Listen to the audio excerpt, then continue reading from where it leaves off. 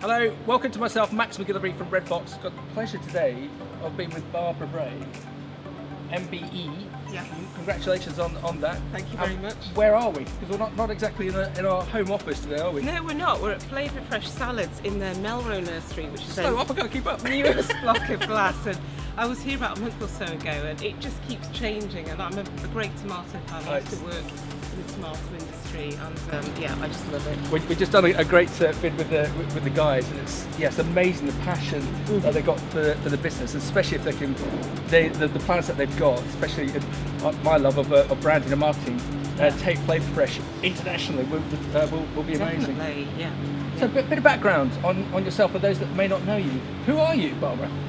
So I wear a few hats. So I'm a food safety and nutrition consultant, that's my day job.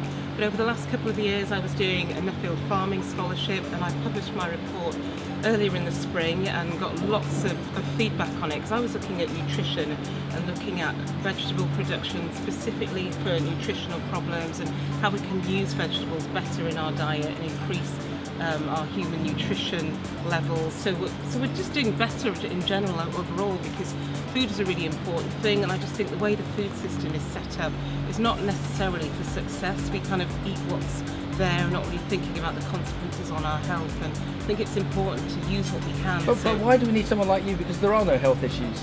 Everyone eats really well. We've got no obesity crisis. The NHS isn't in crisis. We don't have obesity issues in the likes of America and the likes of Africa, especially like South Africa. There's no ongoing obesity issue. What's the point?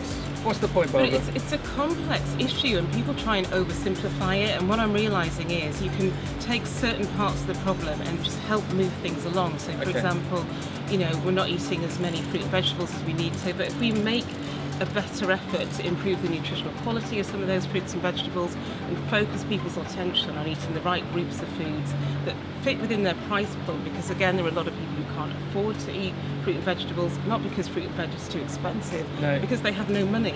If you have no money, you can't pay your rent, you can't buy your food, you can't fuel your car. So it's about a whole societal shift into how we get good food onto people's plates. And I'm just being argumentative for the sake of it, but the likes of this amazing product, how can we get consumers to buy these guys' amazing tomatoes rather than a ready meal, rather than a ridiculous energy drink? How can we do that seismic shift away from those companies that have significant marketing budgets because they have a brand, and so they can invest it in their vitriolic marketing? How can we get Joe Public to move away from that rubbish to this amazing product? What's the answer? It's about turning it on its head, because I think we are in this kind of place where we start to say, let's ban this, let's ban that, and it's about drawing people in and saying this is going to make you feel good. So if things like this were available more as a snacking product, so Charmay talked earlier about how soft fruit is more snackable, it's more accessible in that format, whereas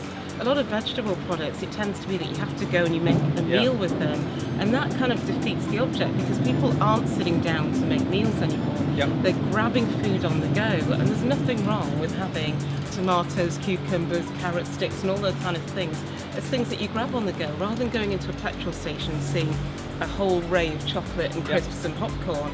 If you could just grab a pack of tomatoes and eat those in the car with your peanuts or whatever, then that would be a great thing. So case in point, I've found myself now buying a pack of blueberries every morning because it's a snacking product. Exactly. But would I buy tomatoes? Absolutely, because actually tomatoes taste better than blueberries, and they're bigger, so they're more enjoyable. But we don't see tomatoes as a snacking product because they're not what blueberries are. Exactly. So it's just that marketing. It's reframing it, because if you give people solutions, they're more likely to do them. But if you say you can't eat this, you can't eat that, you don't do that, I mean that's just dull and boring. Nobody wants to be dictated to, but people want to feel good about their choices. And if you almost have a reward system in place where people are made to feel that they've made a great decision, they've had tomatoes as a snack instead of a packet of crisps, that's a much better proposition than just saying, well, you shouldn't have eaten the crisps, or you shouldn't have eaten this, or you shouldn't have eaten that.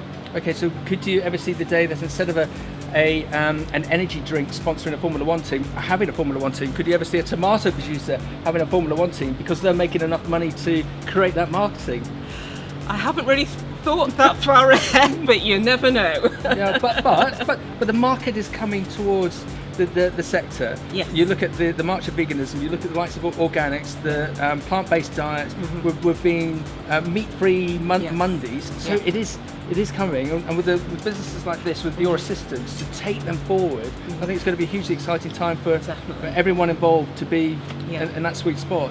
Definitely, I think the key is about eating whole foods and not going so much down the route of making lots of different ingredients to fit one product that resembles nothing like what you cook at home. And I think it's about focusing on eating the components, the tomatoes, the cucumbers, the peppers, all those different things, rather than making a fake alternative to something which is probably not as good for you.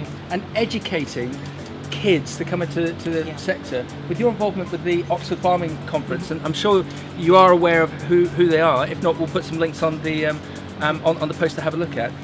You've got a new initiative set up with the Oxford Farming Conference to attract people in to the sector. Yes. What is that, please?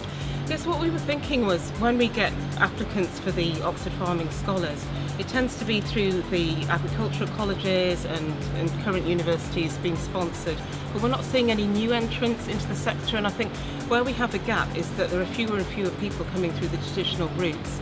But there are people who are interested in getting into agri-food, but they don't know what the access points are.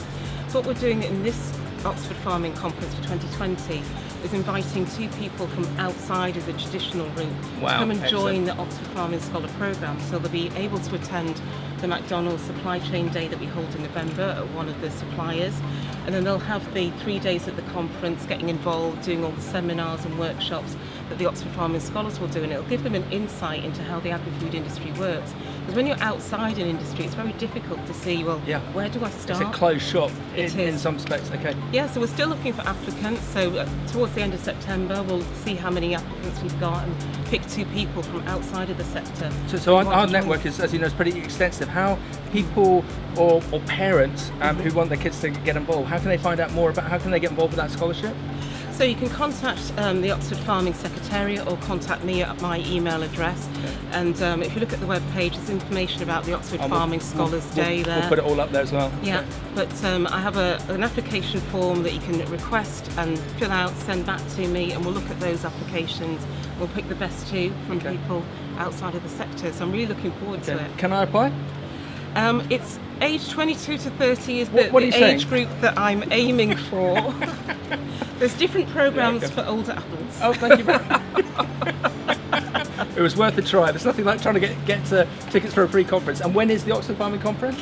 So that'll be from the 7th to the 9th of January 2020. Okay, again, if you haven't been to Oxford Farming Conference, it is stunning. That gets better year after year, especially with the range of speakers that you gain. Definitely, and the theme in 2020 is growing a healthy society. So we're stepping away from saying it's just all about farming. Yes, it is about farming, but we have to look at it in the wider context of health and society. So what are we doing to enable people to eat a balanced diet and have access to the right sort of food? Excellent. So that's what we'll be looking at. Barbara, thank you very much for your time, and again, thank you. Congratulations again on the MBE. Thank you very much. For someone like yourself to get that award for the difference that you're making within food is brilliant for yourself, but also, if it's okay to say, brilliant for the sector, because it just attracts more people to the sector because of that award. So it's great news. Barbara, thank you very much. Thank you.